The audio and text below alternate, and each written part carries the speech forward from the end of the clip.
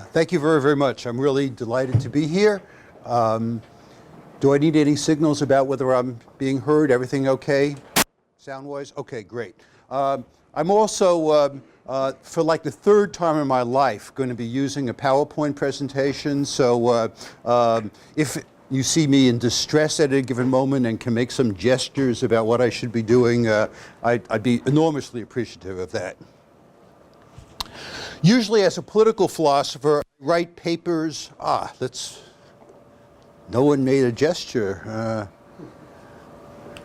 Okay, so the title of the paper, Self-Love, Cooperation, and Justice. Usually as a political philosopher, I write papers that consist of long and abstract arguments, very, very difficult to follow, for sweeping and highly contentious conclusions. I'm going to do something different today than that. Today I'm going to proceed more as a historian of political philosophy, although that's not my first and primary field. I want to tell you a bit about what some very, very smart people said about the relationship between self-love, I guess I should go back, self-love, cooperation, and justice. And we'll see that different philosophers in the modern era starting in the 17th century, had quite different things to say. I'm going to talk a little bit about the views of these four people.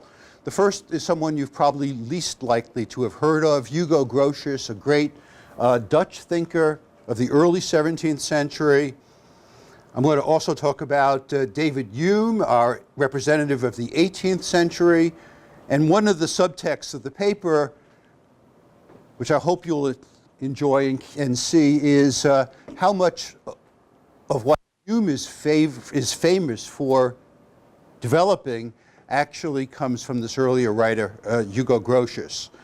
We're going to talk about John Stuart Mill for a while, and I'll tell you in advance, John Stuart Mill is the villain of the piece. I'm going to be contrasting two different understandings of economic cooperation, and Grotius and Hume and the person I conclude with, Hayek, hold to one of these conceptions, what I'm going to call the separateness conception of economic cooperation. And Mill is an advocate of the alternative conception. On the separateness conception, it is not necessary for cooperation to occur between two agents, between two economic agents, for those individuals to have some common end. It is not necessary that there be unity of purpose. So what we're going to see in a much more elaborate way is the development across a number of centuries among political philosophers of these two different conceptions. I mentioned the separateness conception, which says that that unity of purpose is necessary for cooperation. It says that the partiality of human beings does not have to be annulled. I want that candle, I want that light, I want the bread. We don't have to agree on what our joint priority is before we can cooperate, right? That's on the separateness conception. And on the separateness conception, what we want to do instead is to identify what background rules, what rules of what we might call the economic interaction game, we have to expect one another to follow if we're going to succeed at cooperation, right? Jumping ahead a little bit, we have to be able to expect that I'm not going to be allowed to grab what you have, and you're not going to be allowed to grab what I have.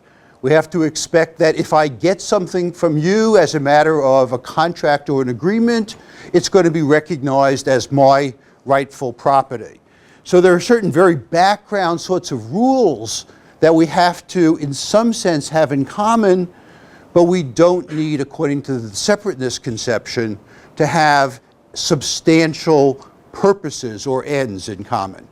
Alternatively, what I'm calling the unity conception requires that there be a shared end, that we decide together in some way what our interaction is supposed to be for, and only if we decide together what our interaction is for, will there likely to be economic cooperation. That's the unity of purpose conception. On this view, in order to have cooperation, at least generally, people have to overcome their own private, individual, partial ends, the things that they're partial to.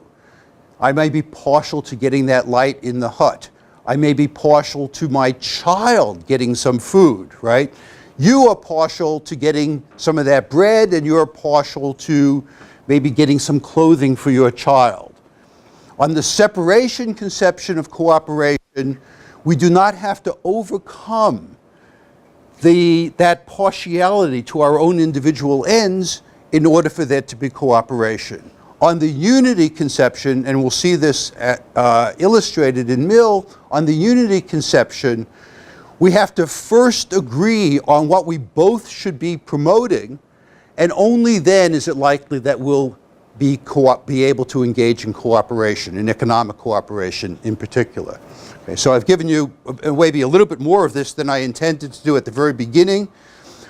What I want to do is, and those are my most abstract remarks, I think, for the whole lecture. What I want to do is to tell you more of a story about how a number of these very impressive and important, influential thinkers dealt with this issue that I've just been describing and a series of related issues, right? And I'm not going to be able to stop on every occasion and say, notice there's this other issue here, right? But you'll see all different sorts of issues coming up, which I hope will be intriguing to you. So the first person I want to speak about is this man named Hugo Grotius. We had his dates up there a minute ago. You see a very early figure. Those of you who know a bit about history of political philosophy see he was born just a few years after Hobbes. And he dies around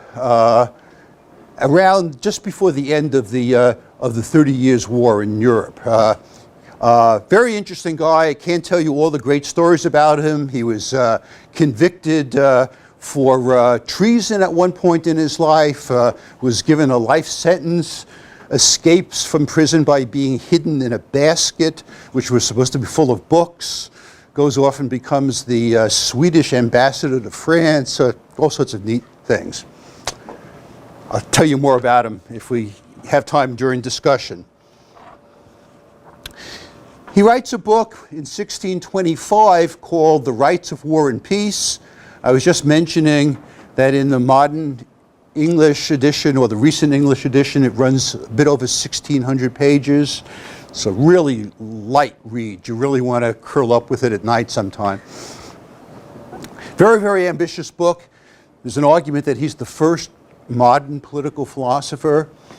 He wants to set out for a new theory of what people call the law of nature, of natural law. He wants to set out a new theory of natural justice. He wants to set out, and he says really amazingly interesting things about property and property rights. Lots of economic conceptions that economists have become fairly famous for, quite famous for in the 19th and 20th century. They're in Grotius. Can't tell you, again, that's something we can talk about after the lecture. He wants to, and what he's most famous for, is to lay out principles of just war. When is war just, and what sort of conduct is just once you're engaged in war? Okay? So he's primarily concerned with the idea of justice, the idea of moral rule, but he starts with a challenge to this idea of moral rules. There's Grotius as a young man.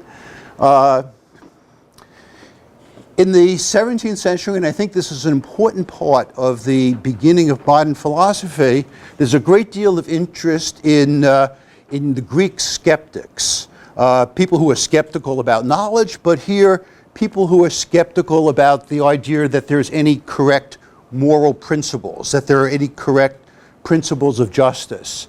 And Grotius chooses as his example of such a person a man named Carneades, and this is a passage from Carneades. Let's see. Nature prompts all men to seek their own particular advantage, so that either there is no injustice at all, that is, all we're doing is pursuing our own advantage. The only thing that is rational for anybody to do is to pursue his or her own advantage.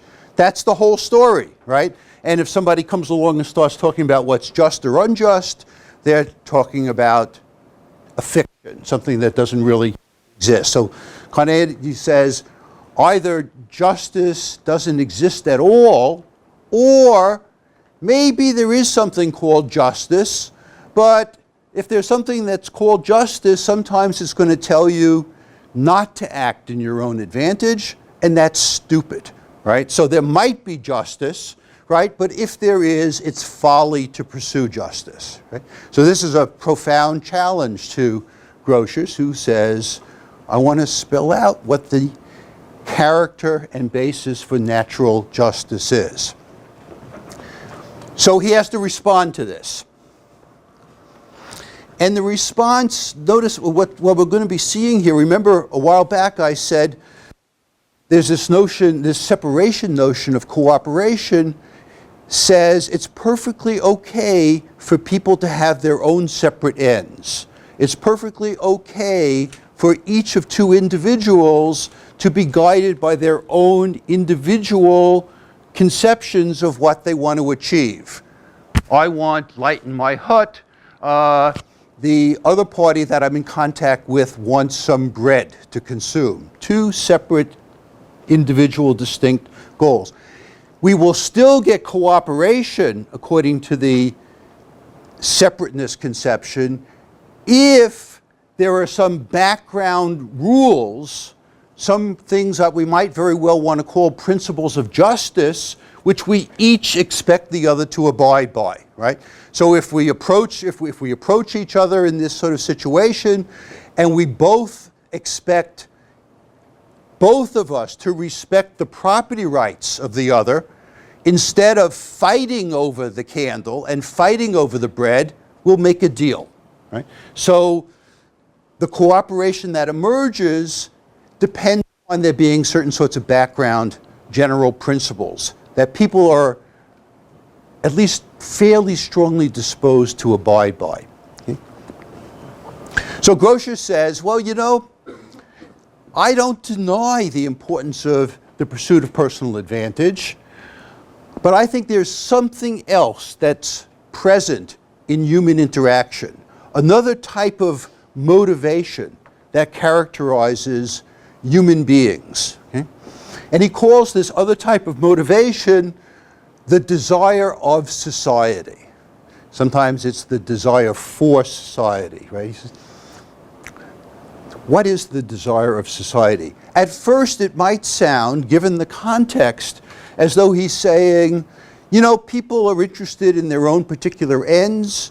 People are interested, have self-love. They care about themselves.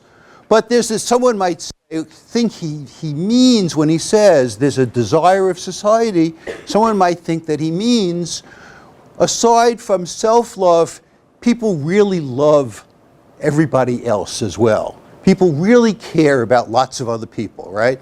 People care about other people as much as they care about themselves, or almost as much as they care about themselves. And that's really a good thing, right? People may think that by the desire of society, Grotius means that there's this counterbalancing, altruistic desire to do good for other people. That's not what he means. That's not what he means. The desire of society, he says, is a certain inclination, just stay with me, these are these long 17th century sort of phrases. The desire of society is a certain inclination to live with those of his own kind, not in any manner whatsoever, but peacefully, and in a community regulated according to the best of his understanding. Therefore, the saying that every creature is led by nature to seek its own private advantage, this is my emphasis, thus expressed universally, must not be granted. There's something else going on among human beings, and there's something else that is part of our rationality, Grotius is saying. And that additional thing is not an ordinary desire. It's not a desire for ice cream, or not a desire for that the person down at the end of the block have a pleasant Christmas day. The desire of society is a desire to live in accordance with general principles for interaction with other people, which reason shows us enables peaceful and desirable society to exist. Right? That's a mouthful, right? But the idea again is there must be some principles which, if we generally abide by them, if we can expect other people to abide by these principles and they can expect us to abide by them, then social existence is possible. Social cooperation is possible. Economic cooperation is possible. Right? So we want to try to identify what those principles are. Reason is going to tell us what those principles are, in the sense that reason can think, or we as reasoning beings can think about what are the general rules that make a cooperative society possible. What are the general rules that induce people to cooperate with one another rather than fight with one another? When reason detects that there are certain rules that have this really nice property of inducing people to cooperate rather than inducing people to fight, then the desire of society latches on to those principles and says, yes, I want to follow those principles, right? And that's what the desire of society is. I'm speaking so much about my beloved Grotius that I may have to do a little bit less of other people. I said he uses other phrases, the disposition to society. Grotius was right at the cusp of the end of the sort of Renaissance world, the end of the late scholastic world, and the beginning of the modern world. And one sign that he's not fully modern is that most of his arguments consist of just quoting famous ancient people, right? Well, Seneca said this, or this church father said this, right? And if you can string enough of these quotes together, well, the cynical thing would be to say, if you string enough of these quotes together, you win the argument. No, the things that are said have to be plausible, right? But you get an extra bonus point if you can cite a whole bunch of esteemed and famous people who have said the things that you want to say. So Seneca, the great Roman philosopher, is cited by Grotius, and he says, Seneca does, take away the disposition to society, and you will at the same time destroy the union of mankind, on which the preservation and happiness of life depend. That is, there's this disposition. The disposition is to follow certain sorts of rules that reason can see enables cooperation to take place among people. If you don't have that desire to follow those rules, society collapses. What's wrong with society collapsing? It's bad for each and every one of us, right? So notice the beginning of the resolution and the answer to Carneades here, right? It's not contrary to our interest to abide by these rules, as long as other people are abiding by these rules. The best thing for us is for us to identify the rules that make cooperation possible. We each still pursue our own particular ends. We each are, in Hume's language, which we'll get to shortly, moved by selfishness, right? But that's okay if there's this general understanding among us that a certain framework of rules is going to be abided by, right? So once again, we get the possibility of trade, of the candle for the piece of bread, rather than people just fighting with one another and trying to steal from one another. The foundation of right, properly so called, he says, consists in abstaining from what is another's, not taking other people's stuff, and the restitution of what we have of another's, giving the stuff back, or the profit, or giving back the profit that we made from what we stole, or the obligation of fulfilling promises, and the obligation to repair the harm that we've done when we haven't fulfilled our promises. Another little line about punishment we won't worry about. So this repeats, according to Grotius, compliance with natural right consists in leaving others in quiet possession already their own, or in doing for them what in strictness others demand. What is my right? My right is ultimately to my body, according to Grotius, but also to property that I've acquired in certain ways, and that agreements that people have made with me will be fulfilled if people generally and reciprocally respect those rights. Then cooperative society will be possible. And now one more thing we're going to add. Grotius is the first of many thinkers in the line that we're going to be talking about who emphasize how essential cooperation is to individual well-being. How essential cooperation is to individual well-being. We'll see that shortly. I said that according to Grotius, cooperation is absolutely essential to human well-being. And the idea that he conveys, and we'll see in other people, is that human beings are by themselves, separately, not very good at surviving, not very good at achieving the conditions that they need to survive and to live commodiously. Well, if I were to stick in some Adam Smith at this point, I would say Smith talks about that most animals, at least when they reach adulthood, he may be a little bit wrong about this, but it's roughly correct. Most animals, when they reach adulthood, they can take care of themselves. Whatever they need, they can acquire by means of whatever natural powers they have. Lions, they're strong, they run fast, they have big jaws, they can kill things and eat them and get along. Human beings are not like that, and Grotius asserts this very early on. Human beings need all different sorts of things, and most of the things human beings need, that particular human being doesn't know how to produce. Doesn't have access even to the resources that would be needed to produce those things. So how can human beings possibly survive? They can survive only by means of economic cooperation. And what he has especially in mind by economic cooperation is trade, commerce. Really doesn't focus that much on the actual production of things, but on the possibility of trade.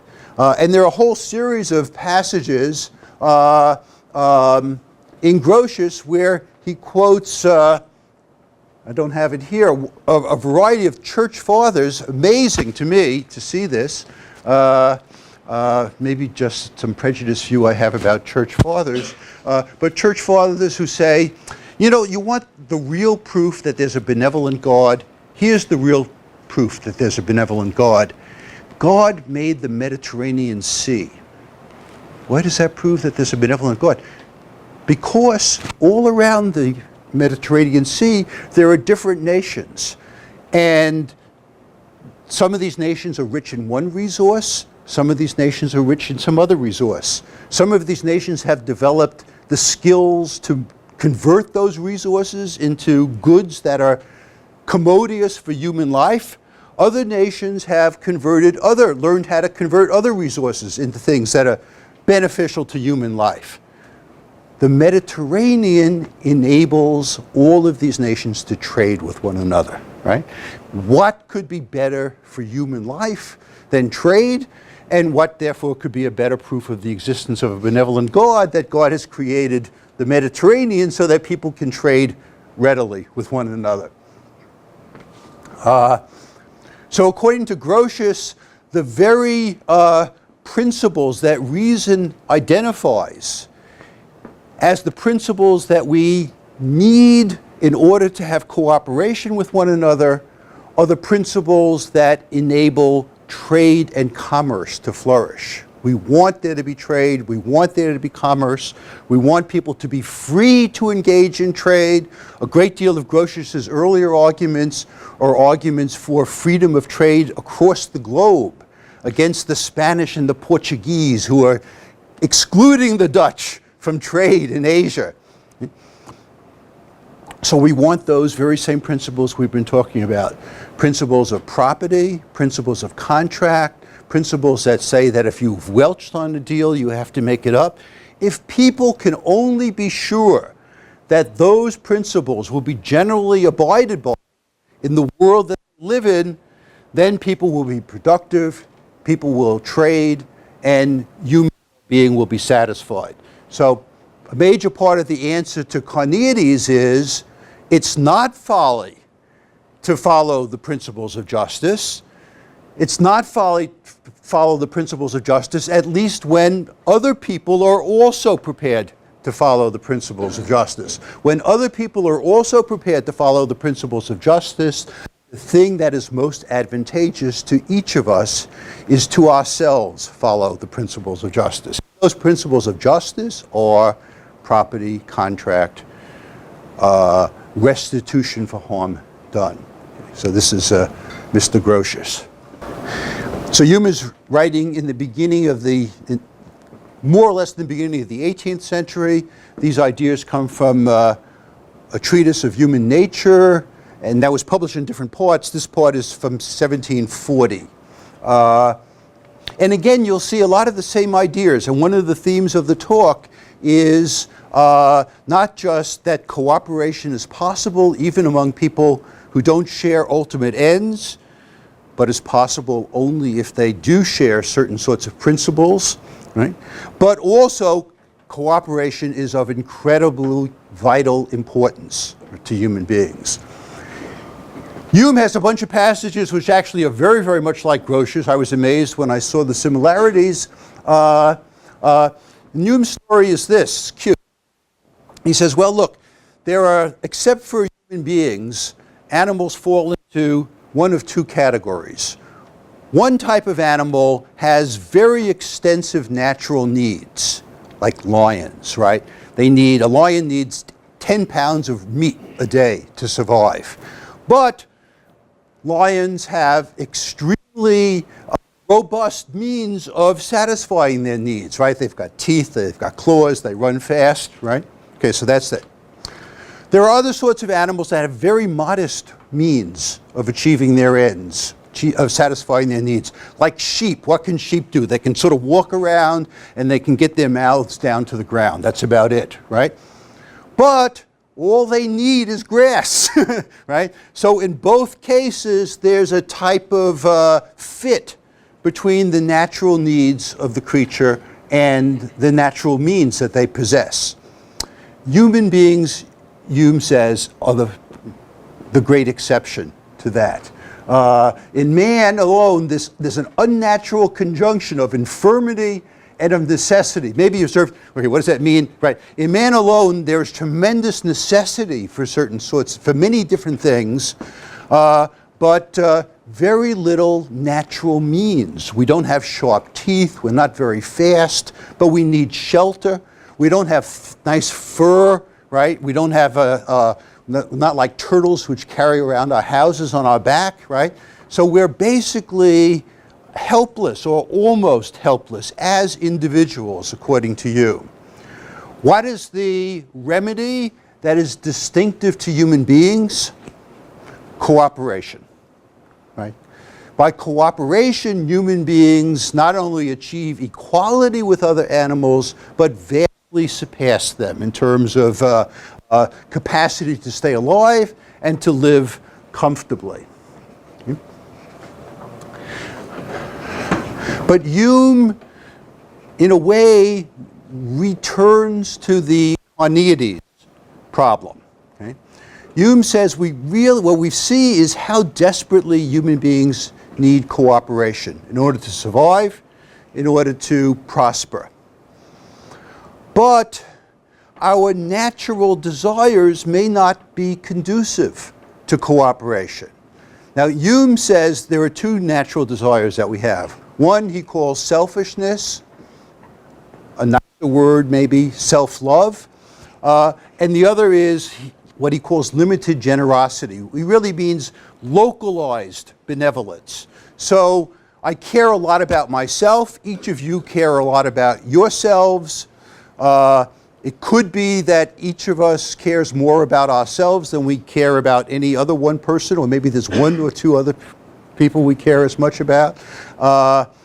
And that fact that there might be a few other people that we each care about, not the same, that's our localized benevolence, right? So we have our ends are highly partial. These are the things, the outcomes in the world I really care about: my own well-being, my spouse's well-being, my children's well-being, my friends. It's a pretty small number of things. And you have a similar but different number of things that you really care about. Okay? Our ends are partial, distinct. We don't have unity of purpose. Okay? Why is this a problem? The same sort of thing that Carneades was talking about. According to Hume, suppose that our neighbor has produced some nice flowers, right? I go, I like flowers. I'll wait till the neighbor goes to sleep and I'll take those flowers, right? My neighbor will be upset, but I don't really care very much about my neighbor, and I do care a lot about myself. Or my neighbor has raised a nice pig. My daughter loves pork chops. Fill in the rest of the story, right?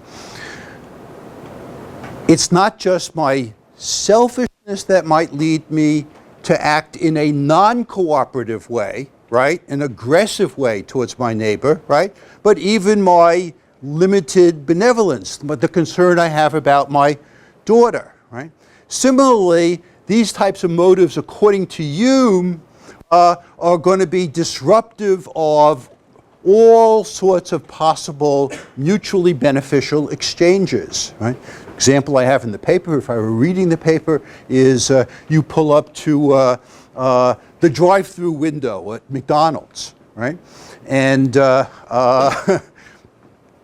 you hand over the cash. Notice that you always have to hand over the cash first, right? You hand over the cash. The person on the other side thinks, well, I could give this cheeseburger to I could eat this cheeseburger myself, right? Or I could give it to my beloved little infant child to eat, right? And so the person at the window says, thank you very much for the money, sir, slams the window down, right? Okay. That's bad. That's a lack of cooperation. Okay? But what makes it worse is if I expect that to happen, right? If I expect that to happen, I'm not going to be driving up to those drive-through windows.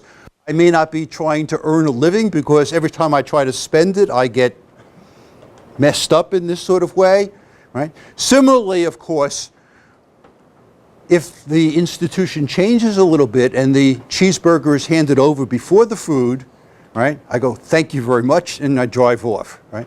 Now, this is Hume's picture of what will tend to happen and what we will expect will tend to happen if we all recognize that our basic motivations are what Hume calls selfishness and limited generosity, right? I care about myself, I care about my children, and that makes me a highly unreliable, that in itself makes me a highly unreliable trading partner. So unreliable that people are not going to bother to produce the sorts of things that would normally be brought to the table and you make a deal about, right? And so once again, production and human satisfaction drop, right? You have a very, very unfortunate situation. What's lacking? What's lacking are rules and the disposition to abide by those rules. And Hume now tells a story a little bit different from Grotius. I don't want to get into those differences, but the basic story, which is similar to Grotius, goes in this way. We have these immediate desires for our own personal well-being and for the well-being of people around us, okay? But we have no immediate desire to abide by general principles in our interaction with one another, right? This is Hume's claim. We have no immediate desire to abide by these background general principles. What general principles would avoid the drive-through window problem, or the pig problem, or the flowers problem, right? Principles that said things like, if somebody else has acquired something, you have to recognize the person's right to it. Principles like, if you've agreed to hand over some of what you possess to somebody else in return for what they legitimately possess, then the rights to those things that have been exchanged transfer, and now you have a right to what you've received, and vice versa. There's ultimately a third principle, according to Hume, which says, you know, sometimes mutually beneficial exchanges, cooperation, does not take place at a given moment. Sometimes I say to my neighbor, if you will help me with my harvest in June, I promise to help you with your harvest in August. My neighbor goes, well, but I can't rely upon you to keep your promise, right? I don't believe that you're a rule follower. And since I don't believe that you're a rule follower, I don't believe that you will reciprocate come August. And so, of course, I'm not going to help you in June. And we're both worse off, right? So Hume says, what we really need, again, are principles that what reason tells us, what understanding tells us, is that there are certain background principles of the game of economic cooperation. And we're not born with an instinct to follow those sorts of rules. We're not born with a burning desire to always respect other people's property or to fulfill our contracts.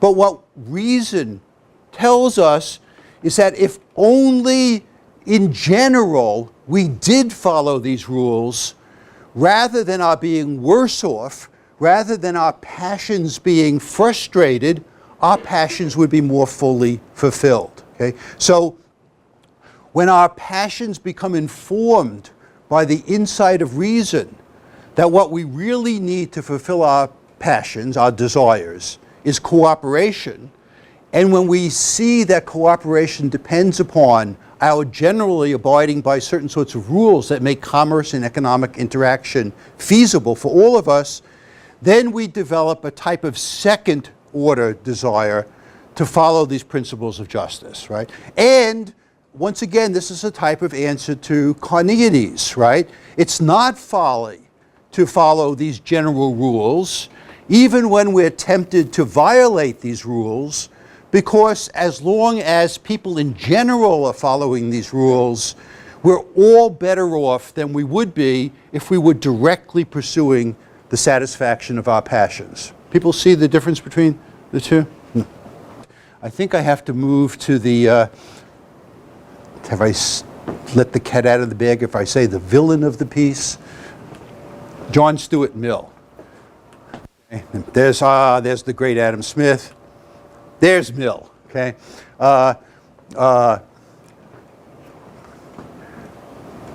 Mill was okay in some respects, but he's wrong about the topic that we're taking up here today.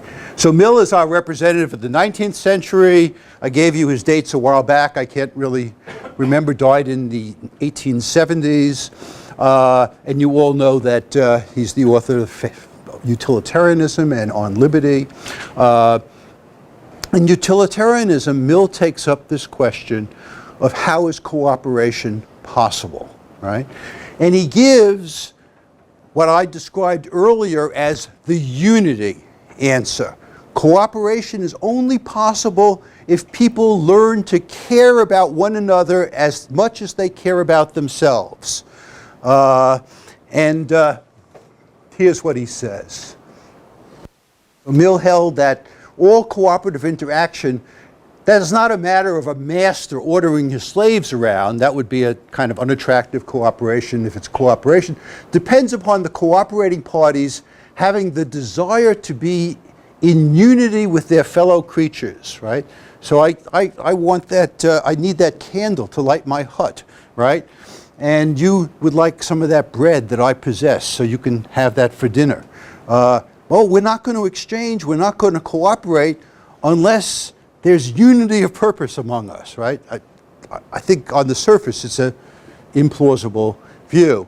It's based upon the fact that, according to Mill, ultimately nobody is really going to know how he or she should behave until we discover the ultimate good that we all ought to be pursuing, which is the general happiness, right? This is a micro level version of that. If people are going to work together productively, it must be because there's this unity of purpose, there's these common ends. Society between equals can only exist on the understanding that the interests of all are to be regarded equally.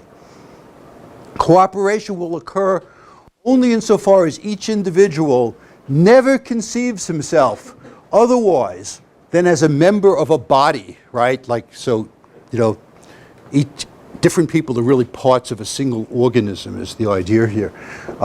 And this association is riveted more and more as mankind are further removed from the stage of savage independence.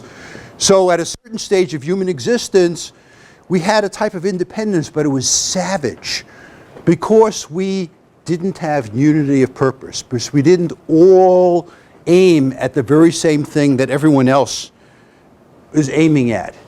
And it's savage because it's non-cooperative. So long as they are cooperating, Mill says, their ends are identified with those of others. There is at least a temporary feeling that the interests of others are their own interests. The cooperative agent comes as though instinctively to be conscious of himself as a being who, of course, pays regard to others. The good of others becomes to him a thing naturally and necessarily to be attended to like any other of the physical conditions of our existence. Okay? Again, this is not a statement of, wouldn't it be nice if people cared a lot about one another, right? It's a statement of what has to exist in order for there to be social cooperation, right? It seems erroneous. Very, very interesting final line from Mill here, and this is from his utilitarianism.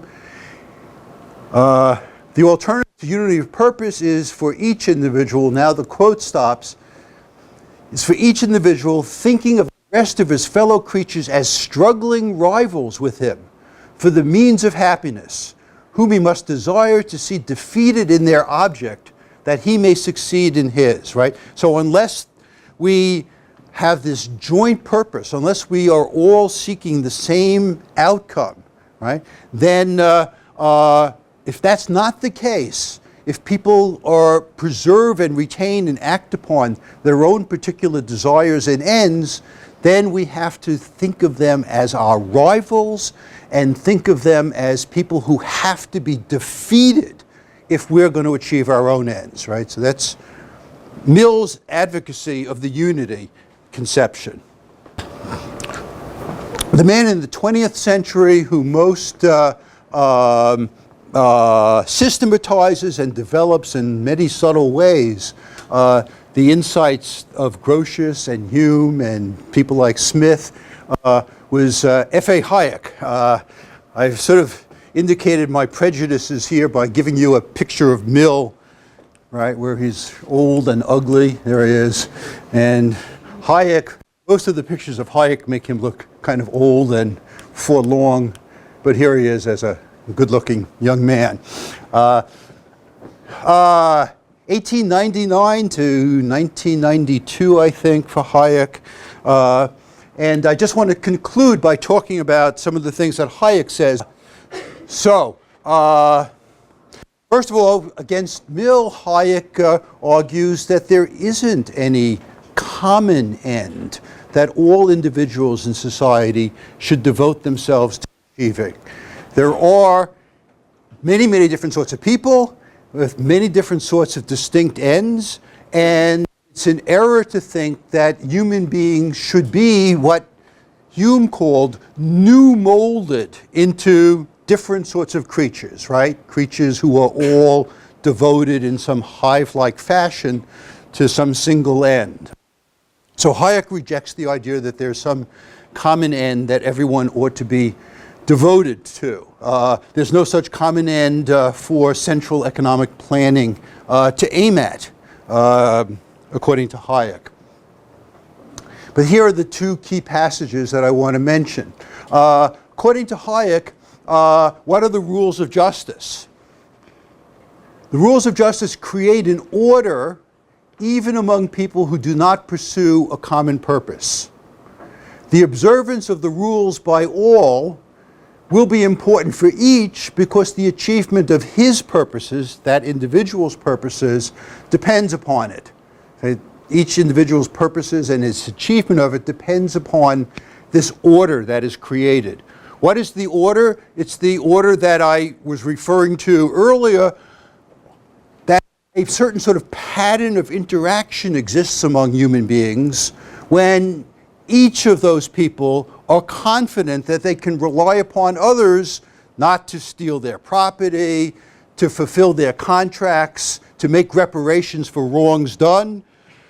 When people have the confidence that those really quite simple and non-onerous rules are abided by, then people enter into commerce, they enter into trade, they find all different sorts of ways without being directly concerned about the well-being of the people they're interacting with, to interact with those people in ways that's mutually beneficial.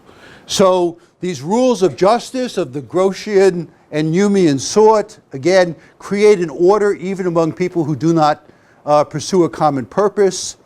The observance of these rules by all will be important for each because the achievement of his purposes depends upon it, but the respective purposes of different persons may be wholly different. In a way, what these people are saying is we can live with one another. We can live with one another quite well and to mutual advantage, even if we differ in some very fundamental ways, even if you care about your well-being and I care about my well-being. If you care about the triumph of Catholicism and I care about the triumph of atheism or whatever, right?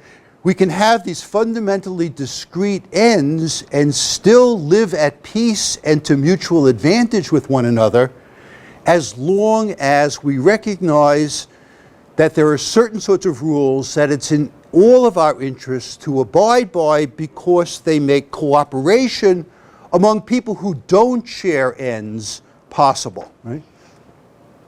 How can there be that sort of disposition?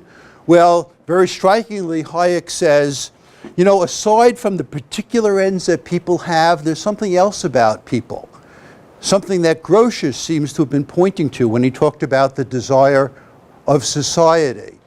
Aside from the particular goals people have, there's a disposition on the part of people to abide by certain sorts of rules. People who do sort of experiment game theory type, empirical game theory, I guess, with, you know, how will people react in various sorts of circumstances. It's always amazing the extent to which people turn out to be more rule followers than you would predict, on the assumption that they only follow. People are only interested directly in their own payoffs. So Hayek says man is as much a rule-following animal as a purpose-seeking one. Why are we rule-following animals?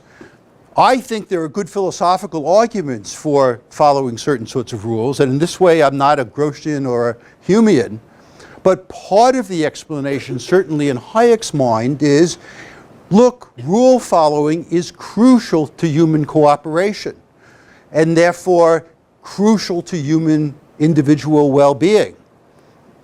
If it's that crucial, we have to expect that, among other things, we have evolved to be rule followers. If we hadn't evolved to be rule followers, we wouldn't be here talking about two different conceptions of cooperation.